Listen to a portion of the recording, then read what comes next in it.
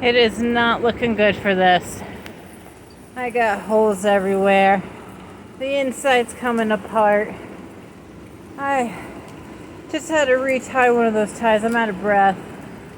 It's gonna be like this all day, wind gusts and whatnot. I'd be lucky if this polytunnel made it, which is very sad because I got a lot of stuff growing in there. Let me know, comment down below how everyone else is handling this storm.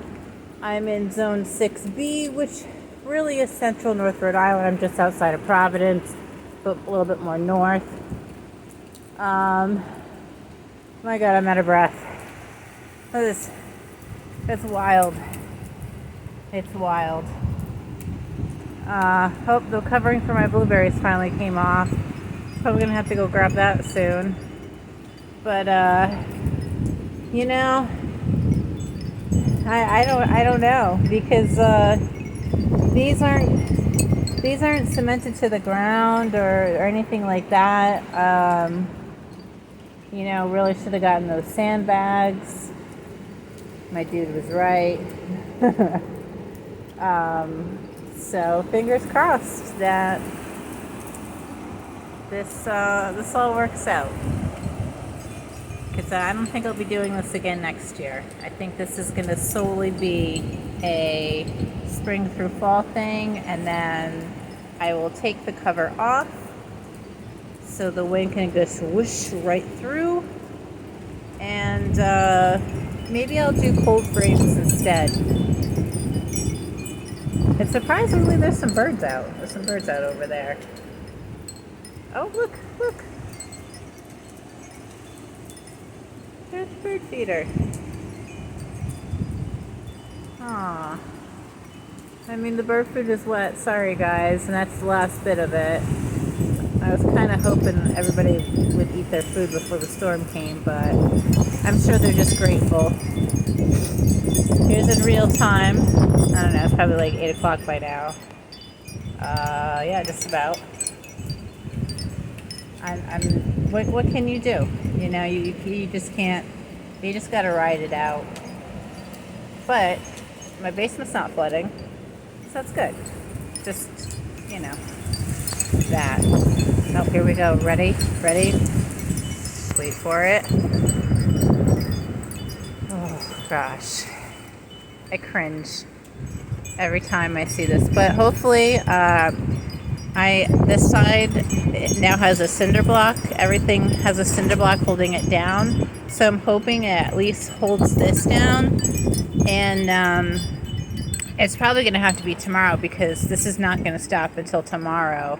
I've got to go on the inside, fix all of that, and probably take that plastic and put it on the inside because there's no point in putting it on the top. It's just gonna blow away. I'm just gonna have to deal with the fact that there is a gaping hole front and back. So the polytunnel saga continues, folks, here at Herbalicious Gardens and Lands, and it's fun. So this tree's holding up really well, and I'm thinking about planting another one, or maybe two back here. Because as you can see, that's not our, like, this little concrete area, and that fence is not our property, but this like little area is, and I just kind of want to block it off. But I think I want to put some fruit trees back there. But we'll see. We'll see, everybody. All right.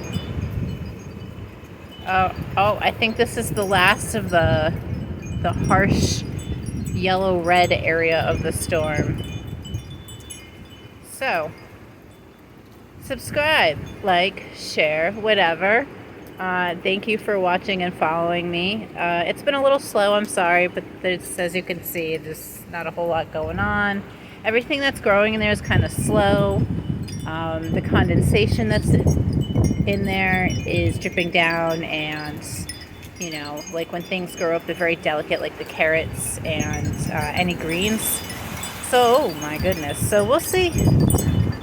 I got some parsley in there, and you know, that survived last year's crap. All right, everyone. Again, thank you. Happy Monday. Stay safe out there if you have to travel. I am not going to do my errands today. I am just going to stay inside well, try to stay inside. And, yeah. Yeah. All right, bye.